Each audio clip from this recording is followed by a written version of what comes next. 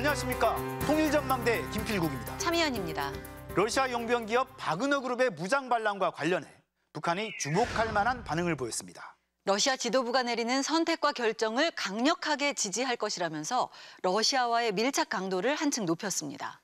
절대 권력의 총뿌리가 겨눠졌던 상황을 북한은 특히 민감하게 바라봤을 거란 분석이 나오는데요. 김세로 기자, 같이 볼까요? 네, 우리 시간으로 지난달 25일 새벽 러시아로 진격하던 용병부대는 모스크바를 200km 앞두고 전격 철수를 발표했죠. Что будет пролита русская кровь с одной из сторон. Мы разворачиваем свои колонны и уходим в обратном направлении. 북한 조선중앙통신은 이날 오후 바로 짤막한 보도를 냈는데요. 외무성 부상이 북한 주재 러시아 대사를 만나 무장 반란이 순조롭게 평정될 것임을 믿어 의심치 않는다는 입장을 전달했다고 밝혔습니다. 또 러시아 지도부가 내리는 임의의 선택과 결정도 강력 지지할 거라 덧붙였습니다. 네, 북한이 신속하게 러시아 지지를 선언했군요. 네, 북한은 그동안 러시아 우크라이나 전쟁에서 노골적으로 러시아 편을 들어왔죠. 김여정은 러시아와 언제나 한 참호에 있을 거라 밝히기도 했었는데요. 군사적, 경제적으로 러시아와 밀착을 강화하고 있는 북한 입장에선 러시아 수뇌부를 겨냥했던 이 사건을 무심하게 넘길 수 없었을 거란 분석이 나옵니다. 푸틴이 굉장히 지금 사면초가인 상태고 내부적으로나 외부적으로 굉장히 이런 궁지에 몰린 상황인데 북한이 가장 빨리 지시 의사를 밝히면서 러시아와의 어떤 외교나 국방이나 이런 면에서 먼저 우위를 선점하려는 이런 것도 있죠. 푸틴의 권위가 도전에 직면했던 상황을 학습한 만큼 군에 대한 통제를 대폭 강화하고 사회적으로도 통제의 고삐를 틀어줄 거란 관측도 나옵니다. 내부적으로 느끼는 긴장감은 꽤 클 수 있다. 특히 체제 측면에서. 그래서 내부적으로 아마도 군부에 대한 여러 가지 검토, 사상에 대한 점검 같은 것이 일어날 가능성이 있죠. 네, 북중러의 밀착은 더 견고해지는 듯합니다. 네, 중국 외교부도 반란 사태와 관련해 러시아가 국가 안정을 유지하고 발전하는 걸 지지한다면서 연대를 표명했고요. 중러 양측은 북한의 안보 우려를 해결하지 못하는 것이 긴장의 근원이라며 한반도 긴장 고조의 책임을 우리나라와 미국에 돌리면서 노골적으로 북한 편을 들었습니다. 또 북한은 중국과의 친선을 상징하는 북중 우이탑 개선 작업을 마무리했다며 북중 혈맹을 다시 강조하고 나서는 등 북중러의 밀착이 한층 강화되고 있습니다. 네, 이런 가운데 북한은 대규모 반미 집회를 열었다죠. 네, 6.25 전쟁 73주년을 맞아 평양에선 12만 명이 참가한 대규모 반미 집회가 열렸는데요. 미 본토 전역이 미사일 사정권에 있다는 선전화가 등장했고 모든 단위에서 전쟁을 준비해야 한다며 한미에 대한 적개심을 고취시켰습니다.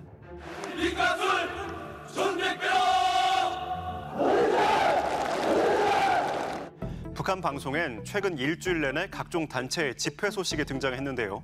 북한 외무성 미국 연구소는 한미의 대결 행위로 한반도가 1950년대 전쟁 전 상황과 유사하다면서 한반도 긴장이 핵전쟁 발발의 임계점으로 다가서고 있다고 위협하기도 했습니다. 네, 이처럼 중국, 러시아와의 밀착을 강화하고 있는 북한은 올가을 항저우에서 열리는 아시안게임에도 참가할 것으로 보입니다. 네, 내년 파리올림픽 참가도 저울질하는 듯한데요. 최근 평양에선 좀 특이한 행사가 열렸다죠? 네, 지난달 23일은 국제올림픽위원회 IOC가 정한 올림픽의 날이었는데 북한은 이날 평양에서 기념 달리기 대회를 열었습니다. 올림픽의 날 기념 유의 달리기 2023이 23일 청춘거리 체육관에서 진행됐습니다. 참가자들은 오륜기와 함께 영어로 올림픽의 날이라고 새긴 티셔츠를 입고 평양 시내를 달렸습니다. 북한 외무성도 앞으로 국제올림픽 대회 창공엔 인공기가 계속 휘날리게 될 거라 전했는데요. 내년 파리올림픽 대회 참가를 시사한 게 아니라는 해석이 나옵니다. 국제올림픽위원회도 북한이 자격을 가진 다른 모든 나라처럼 내년 대회에 초청받게 될 거란 긍정적 신호를 보냈습니다. 네, 2달 뒤 항저우 아시안게임이 북한의 국제대회 복귀를 가늠할 수 있는 계기가 되겠군요. 네, 항저우 아시안게임 조직위원회는 앞서 이번 대회에 참가 가능한 45개 국가와 지역이 모두 출전 신청을 했다며 북한의 참가를 간접적으로 확인했는데요. 북한이 출전한다면 2018년 자카르타 팔렘방 아시안게임 이후 5년 만에 국제무대에 복귀하는 셈입니다. 북한 방송도 최근 메달권이 예상되는 종목의 선수를 잇따라 조명하며 분위기를 띄우고 있는데요. 저런 이용회를 잊지 않고 훈련을 더 잘해서 국제경기들 만나서 적의 경기를 세계만방에 떨치겠다는 것입니다. 전문가들은 북한이 아시안게임을 기점으로 자연스럽게 국제무대에 복귀할 가능성이 있다고 진단합니다. 9월 달에 아시안게임 끝나고 나면은 기본적으로 파리올림픽 예선전들이 있을 거거든요. 그리고 출전 권한을 따려면 국제 대회에 나가서 상위 입상을 할 수밖에 없죠. 네, 본격적인 장마철인데요. 북한에도 최근 비가 많이 내렸다죠. 네, 곡창지대인 황해남도를 비롯한 각지에 폭우주의 경보가 내려지는 등 이번 주 북한에도 많은 비가 내렸습니다. 평안남북도 내륙, 황해남북도 남부, 강원도 내륙의 일부 지역과 개성시에서 1시간에 30mm 이상의 폭우가 내리고 북한 방송은 수시로 기상특보를 전하면서 재방 실태 점검 등 재해에 대비할 것을 촉구하고 있는데요. 최근엔 거의 매일 재해성 이상기후와 관련한 프로그램을 방영하며 농작물 피해 예방을 강조하고 있습니다. 북한은 올해 반드시 달성해야 할 주요 과제로 식량 증산을 꼽고 있는데요. 밀 보리 수확이 시작됐고 벼가 한창 생장기를 거치고 있는 만큼 피해가 없도록 신경을 곤두세우고 있는 모습입니다. 네, 임세로 기자 수고했습니다.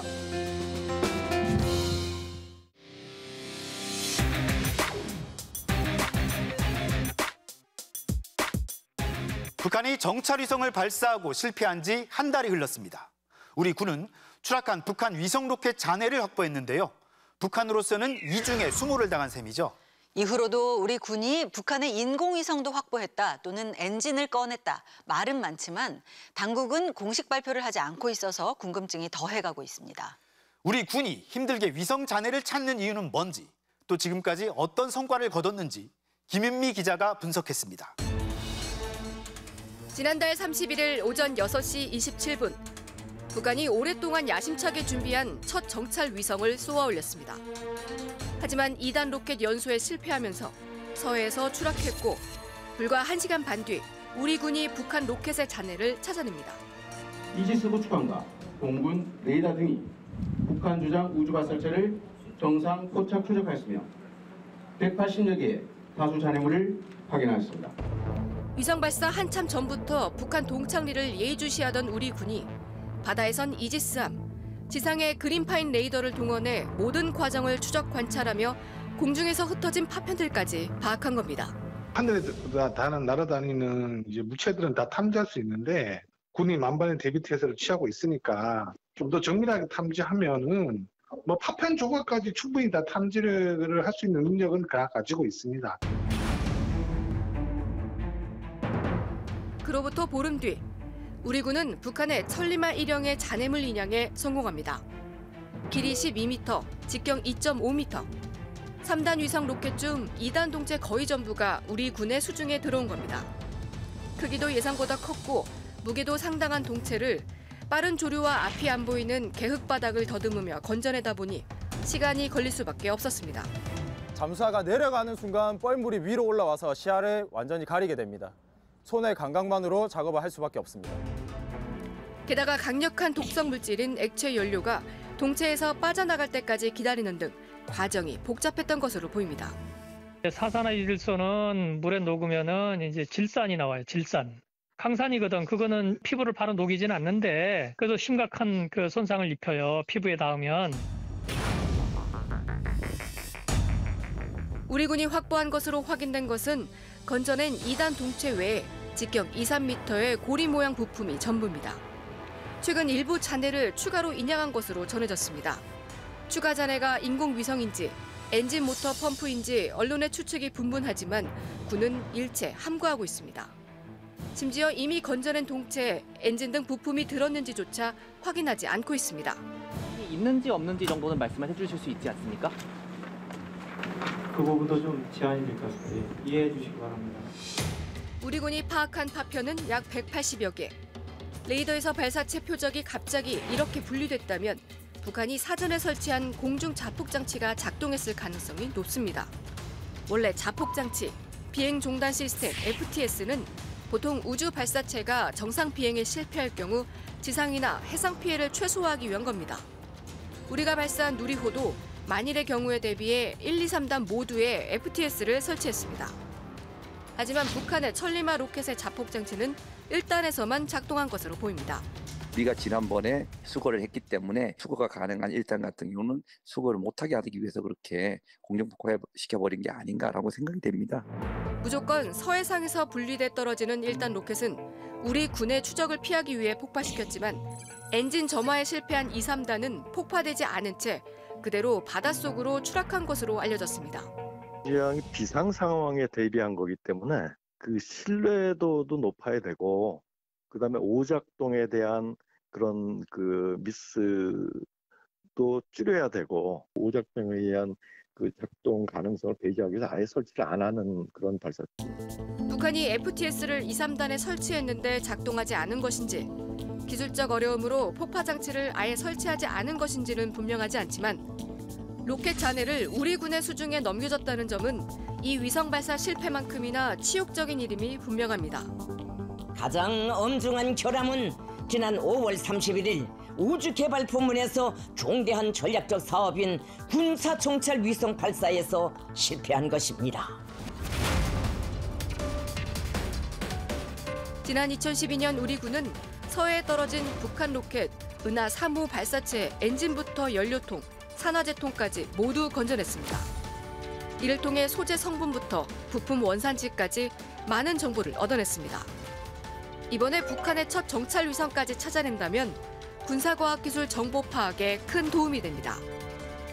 위성에는 카메라, 태양 전지판, 3차원 자세 제어 장치, 별 추적 장치, 열 전달 장치 등 첨단 부품들이 총 망라되는데 북한의 우주과학, 군사기술 수준이 그대로 드러나기 때문입니다. 그중 상당수는 강력한 대북 제재망을 뚫고 밀반입한 외국 제품일 가능성이 높습니다. 스타트래커 그 3차원 자세 제어라든지 아니면은 열 전달 장치를 할지 이런 쪽에 굉장히 많은 그 외산 장비들이 들어갈 거예요. 이거 북한이 다 생산 못할 거거든요.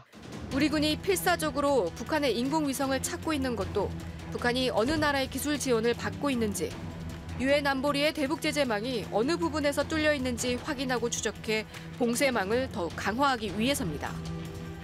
북한은 이번 정찰 위성 실패를 자인하면서 부분 시험이 확인되면 가급적 빨리 재발사하겠다고 밝혔습니다. 하지만 이번 발사에서 드러난 기술적 한계에 실패 시 로켓이나 위성이 한국군의 수중에 들어간다는 부담 때문에 재발사는 예상보다 늦어질 수 있다는 것이 전문가들의 분석입니다. 통일전망대 김윤미입니다.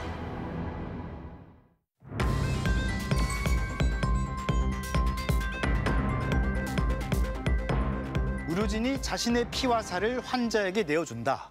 지난 시간 살펴봤듯 북한이 강조하는 정성운동을 상징하는 말인데요. 오늘은 북한이 왜 이 정성운동을 강조하는지 그 이유를 살펴보겠습니다. 네, 지난주에 이어서 남북한 의료 전문가 두 분 모셨습니다. 어서 오세요. 안녕하세요.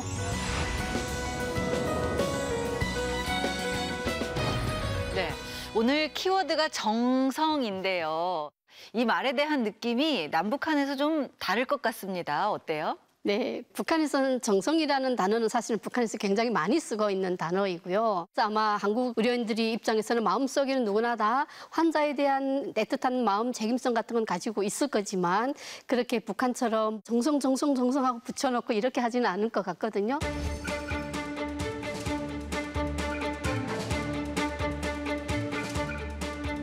그런 부분들이 남과 북이 좀 다른 부분이 아닐까 이렇게 생각합니다. 네, 정성을 강조하고 정성운동을 펼치는 북한의 보건의료. 북한 TV에선 그런 모습을 자주 볼 수 있습니다. 여기는 진귀한 약초들이 많아 예로부터 약초 고장으로 유명한 평안남도 신양군입니다. 네, 평안남도 신양군의 한약 제약 공장인데요. 인민의 건강을 위해 효능 높은 고려약을 생산하는데 정성을 다하자고 강조합니다. 우리 부모, 처자들, 형제들이 먹는다고 생각하고 자기가 아플 때 약을 먹는다고 이런 심정에서 모든 정성을 다 바쳐서 양심적으로 생산할 때만이 실질적으로 우리 제품의 진짜 질을 담보할 수 있는 이런 약을 생산할 수 있다고 저는 생각합니다. 병원에서 진행됐습니다. 한편 코로나가 한창이던 2021년에 열린 정성경험 토론회. 매년 열리는 이 토론회에서 보건의료인들은 각자의 정성경험을 나눈다고 합니다. 지극한 정성과 높은 책임성을 발휘한 보건 일꾼들의 성과와 경험들이 발표됐습니다. 뭐 양의학뿐만 아니라 뭐 고려의학이라고 불리는 한의학에서도 뭐 정성을 강조하는데 또 정성 경험 토론회까지 한다고 하고요. 그러게요. 상당히 인상적입니다. 정성 운동이 시작된 유명한 사건이 하나가 있습니다. 1960년도에 이제 흥남 비료 공장에 소년 환자가 한 명 들어왔는데요. 온몸의 한 절반 정도가 화상을 입었습니다. 근데 그거를 본 의료진들과 그리고 함흥의학과대학 학생들이 나서가지고 자기의 피부를 다 이식을 해서 나은 사례가 있었습니다. 사회주의 사회에서만 생길 수 있는 아름다운 미담이다 해가지고 이 사업을 정성 운동을 펼치게 된 계기가 되었습니다. 그래서 이 운동의 발원지인 함흥의과대학을 정성대학으로 바꿀 만큼 정성운동을 굉장히 강조하기 시작을 했습니다. 네. 저는 여태 이 통일전망대 하면서 북한의 의료체계 하면은 호담당 의사 얘기만 많이 들었었거든요. 그렇다면 정성운동과는 어떤 관계가 있을까요? 기본적으로 북한의 보건의료 핵심은 예방의학, 그다음에 의사 담당 구역제, 이게 호담당이거든요. 네. 그리고 무상치료.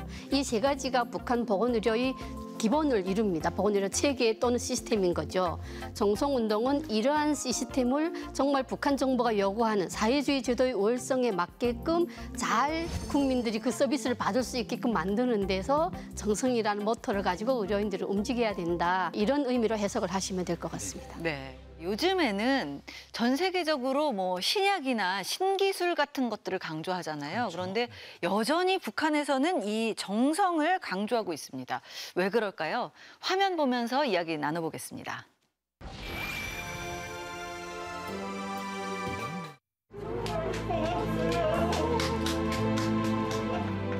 땅처럼 순박한 황남의 사람들이 눈물이 젖어 있습니다. 지난해 6월 북한 TV 보도입니다. 코로나19가 급속히 확산되면서 김정은 위원장이 자신의 상비약을 황해남도에 보냈다고 선전합니다. 나는 스님의 불사와 같은 사랑의 이야기 우리 한수에 도착했다니까. 김정은 위원장에 이어서 김여정과 다른 고위 간부들도 가정의 상비약을 잇따라 기증했습니다. 그런데 북한이 대대적으로 선전한 이 보도는 의약품이 부족한 북한의 현실을 그대로 보여준다. 뭐 이런 분석도 나왔었죠. 네, 뭐 피와 살을 떼어주는 정성 운동도 사실은 뭐 혈액이 부족하고 또 뭐 피부 이식이 쉽지 않은 북한의 의료 현실을 보여준다. 이렇게 볼 수도 있을 것 같은데요. 어떤가요? 우선은 혈액을 보관하려면 콜드체인도 중요하고 그리고 혈액을 보관하고 공급하고 또 이렇게 여러 병원으로 보낼 수 있는 시스템이 필요한데 이제 그런 것 자체가 조금 많이 힘든 상황인 걸로 알고 있습니다. 그리고 피부 이식과 관련돼서는 얘기는 많이 들었지만 실제 수술 방법에 대해서는 들은 바가 없습니다. 주로 이제 피부 이식 같은 경우에는 어떤 정도의 화상을 입었냐 정도에 따라 가지고 피부 겉표면이라든지 표피라든지 뭐 진피 이렇게 다양하게 피부 이식을 하고 있는데 북한에서는 지금 이런 마취제 같은 것들도 잘 안 되고 있는 상황에서 제대로 얼마나 피부 이식을 잘 하고 있는지 그리고 사실은 피부 이식을 하기 위해서는 여러 가지 조직 검사도 해야 되거든요. 네. 근데 그런 조직 검사를 하지 않는 상태에서 과연 피부 조직 이식이 잘 되어 있는지 잘 되었었는지 사실 그런 부분들도 의문이 남습니다. 그러니까요. 혈액형도 맞는지 좀 의문이었는데요. 결국에는 이 시설이나 시스템이 부족한 것을 이 끝단에 있는 의사로 메우는 거잖아요. 근데 북한 보건의료인들 입장에서는 좀 답답할 것 같습니다. 답답하고 속상하고 상황에 대해서 회피하고 싶은 생각도 있었던 것 같고요. 제 경우를 놓고 보면 그리고 환자들이 병원에 왔을 때 미안한 마음도 있었던 것 같아요. 그래서 어떻게든 병원에 온 환자들에 대해서 치료를 해줘야 되는 것이 기본인데 마음만 따뜻하게 가신다 해서 환자 치료가 사실은 되는 게 아니니까 이런 부분들 때문에 의료인들도 굉장히 힘들 거다 이렇게 생각을 합니다. 네. 의사들 나름대로의 고민은 굉장히 많았을 것 같습니다. 그래서 북한의 의료 체계가 이렇게 많이 붕괴되었음에도 불구하고 정성운동을 강조하는 사회적 분위기는 보건의료 발전을 저해시키는 요소로 작용할 것 같습니다. 뭐 정성운동도 필요하지만 이런 보건환경 기술과 환경이 더 뒷받침된다면 가장 이상적이지 않을까 생각합니다. 네, 북한은 최근 들어서 의료진을 부각하는 방송을 상당히 많이 내고 또 정성운동도 대대적으로 강조하고 있는데요. 어떤 이유가 있을까요? 아무래도 지금 오랫동안 북한이 경제적으로도 어렵고 그것이 또 보건의료 분야에도 영향을 미쳐서 의료 시스템이라든가 의료 환경이 굉장히 열악해졌습니다. 호담당이라든가 무상치료자 이런 것들이 체계는 살아있으나 지금 북한 보건의료 시스템에서 상당히 많이 흐트러졌기 때문에 제대로 실행이 되고 있지는 않는 거거든요. 그런 것들을 다시 한 곳으로 모아서 국가에서 하는 어떤 걸 하는 이미지를 심어줄 필요가 있지 않을까. 아마 그렇기 때문에 다시 정성운동을 들고 나오지 않았을까. 그런 생각도 듭니다. 최근에 아직까지도 이제 국가 간 봉쇄를 북한만 지금 풀고 있지 않는 현실입니다. 그래서 거의 4년 넘게 뭐 물자라든지 의료품이라든지 아주 중요한 필수품 같은 것들이 제대로 이동되지 않고 있기 때문에 북한의 지금 의료 현실이 굉장히 많이 낙후되어 있을 것 같고요. 그렇기 때문에 대신 사상성이라도 강조하자고 하는 그런 정성운동들이 다시 기사가 많이 나오는 게 아닌가 싶습니다. 네. 그런데 북한의 보건의료 변화하는 모습도 보이고 있습니다. 종합적인 치료 예방 기지로 불리는 여기는 평양 옥류 아동병원. 원격 진료라고 불리는 먼거리 의료봉사 체계를 확대 도입하기 위한 사업을 소개합니다. 환자 치료 사업에서 높은 책임성을 발휘하며 현재 우리 병원에서는 전국의 소아 전문 치료기관들이 과학기술 보건 고점, 의료봉사 고점으로서의 의료봉사의 질을 높이는 데 중심을 두고 사업하고 있습니다. 지방에 있는 환자들도 중앙의 의료 서비스를 받을 수 있게 하는 것은 굉장히 의미가 있는 거고 북한도 하고 싶어 하긴 하는 거지만 이게 어떤 그 의료 시스템 도입이라는 게 쉽지는 않잖아요. 그냥 뭐 화상으로 본다 해서 이게 원격 의료가 되는 것이 아니고 지방 의료진 또는 지방 의료 시스템도 그만한 기술뿐 아니라 능력도 갖추고 있어야 서로 손발이 맞아서 할 수 있는 거기 때문에 제대로 된 원격 의료라고 얘기하기는 조금 어렵지 않지 않을까 이렇게 생각이 되고 90년대 그 고난의 행군을 겪을 때 정말 손수 사이 없이 와르르 무너졌던 것에서는 조금은 벗어나지 않았나 그런 생각이 좀 듭니다. 자, 북한에 이 인프라가 별로 없다면 시스템을 만들고 또 북한 의사들이 기술적인 역량을 키우는 게 중요할 것 같은데요. 그런데 북한 의료를 왜 알아야 하냐고 묻는 분들도 계실 것 같습니다. 어떻게 답변을 할까요? 저는 이 문제는 사실 굉장히 중요한 문제라고 생각을 하고 보건의료의 영역을 벗어난 정치권이 문제이기도 하고 사회적인 문제이기도 하고 한반도의 미래를 위한 문제이기도 합니다. 북한이 10대, 20대, 30대가 성장을 해서 40, 50대, 60대 돼서 어떤 주역이 될 때 한반도의 지금 20, 30대와 함께 대한민국의 미래를 만들어 나간다고 생각을 할 때 지금 북한 20, 30대의 건강이 원활하지 않는다면 현재 대한민국 20, 30대한테 그 부담이 많이 오게 되는 거죠. 너네 일이니까 너네 알아서 해. 이렇게 방치할 문제가 아니라 북한 보건의료가 좀 더 지금보다는 나은 방향으로 갈 수 있도록 다 같이 힘을 모아야 되지 않을까 이렇게 생각을 합니다. 정성운동은 남측에도 시사하는 바가 크다고 생각을 합니다. 남측은 의료기술은 최고지만 뭐 공공의료의 문제 그리고 의사의 윤리적 문제 이런 부분들이 배워야 할 부분도 있다라고 생각을 하고 있고요. 우리는 어쨌든 마주보고 있기 때문에 뭐 환경적으로 그리고 지형학적으로 계속 영향을 받고 있고요. 한반도의 보건안보를 지키기 위해서는 지속적으로 이제 국제사회 협조라든지 남북 노력이 필요할 것 같습니다. 네. 이 북한에서 쓰이는 정성이라는 단어가 북한 의료와 주민들의 현실을 보여주는 것 같아서 안타깝습니다. 네, 올여름 장마와 무더위가 역대급이 될 거란 우려가 많이 나오는데요. 건강관리 잘 하시길 바랍니다. 오늘 도움 말씀 고맙습니다.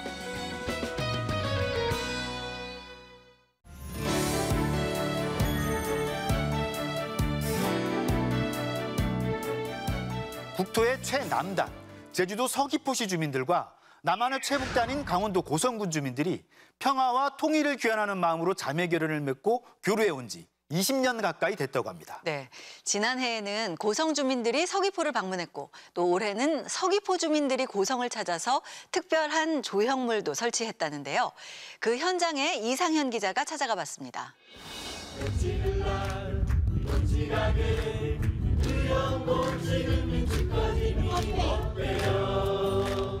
지난해 여름 제주도 서귀포에서 만나 제주말로 만들어진 노래를 부르고 제주 올레길에 조성한 평화 바람길을 시원한 제주 바람을 맞으며 함께 걸었던 국토 최남단 서귀포와 남한 최북단 강원도 고성의 주민들. 올여름엔 서귀포 주민들이 강원도로 올라와 고성에서 만났습니다.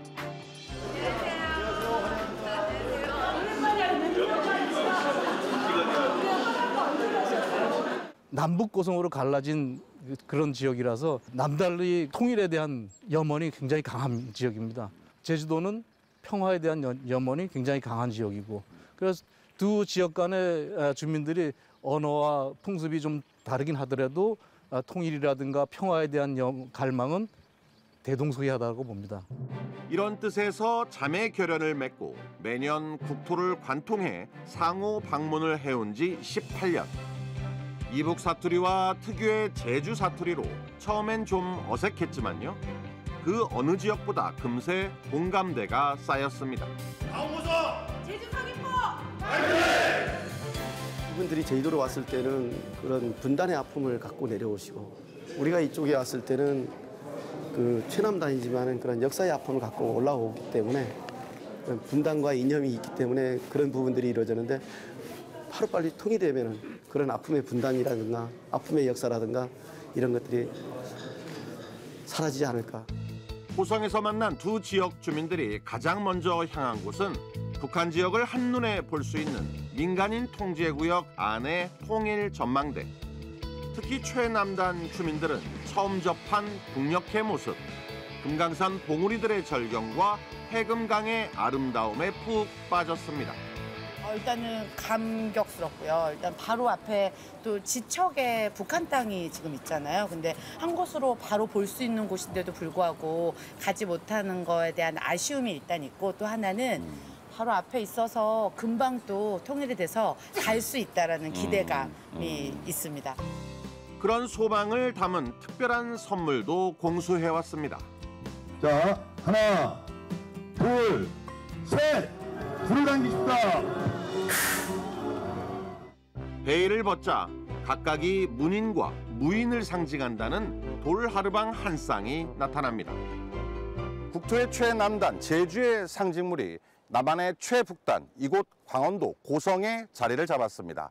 보시는 것처럼 북한이 지척인 고성 통일 전망대 앞을 지키며 앞으로 한반도의 평화와 통일을 기원하게 됩니다. 4년 전 세워진 마을의 수호신 장승 옆에서 존재감을 뽐내게 된 제주 수호신 돌하르방. 한라산의 정기가 고성 일대의 금강산을 거친 뒤 백두산에 이르기를 바라는 마음을 담아 제주에서 현무암으로 만들어져 올라왔습니다.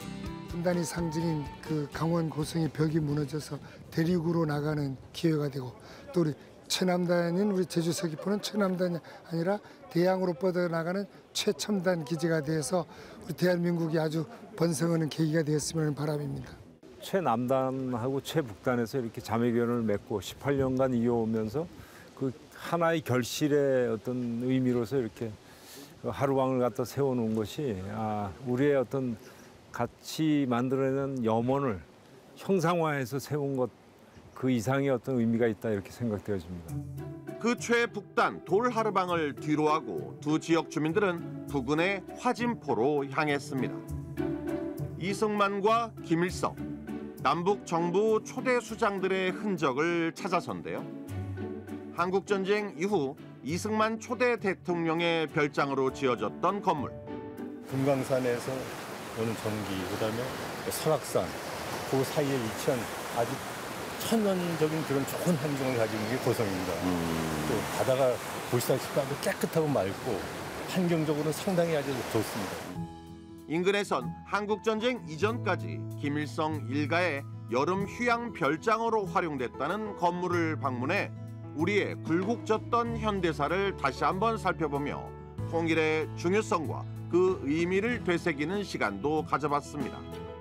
조그마한 이제 그 통일이라는 씨앗이 진짜 널리 퍼져가지고 멀지 않은 미래에 바로 또 통일이 돼서 정말 우리 미래 세대에게 통일된 한국의 모습을 보였으면 하는 게. 한라산에서 금강산 그리고 백두산을 잇자는 소망을 품고 20년 가까이 이어져 온 국토 최남단과 남한 최북단의 만남. 통일의 그날까지 같이 그리고 즐겁게 가자며 최남단 노래를 이번엔 최북단에서 함께 불러봤습니다. 지를라 고칠 가게 물려고 지르는 두꺼짐이 100배여. 통일전망대 이상현입니다.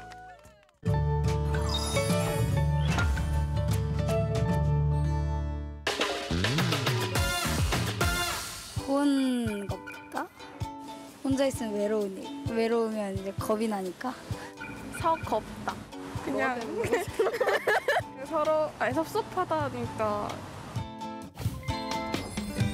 기대에 미치지 않아 불만스럽다는 뜻으로 북한에서는 서겁다라는 표현을 사용하기도 합니다. 만나지 못해 마음이 서거워지다와 같은 예문이 확인됩니다. 아, 뭔가 살짝 들어본 것 같기도 하고. 야, 너 맞네. 와, 맞췄음. 아무래도 한 민족이다 보니까 비슷한 것 같아요.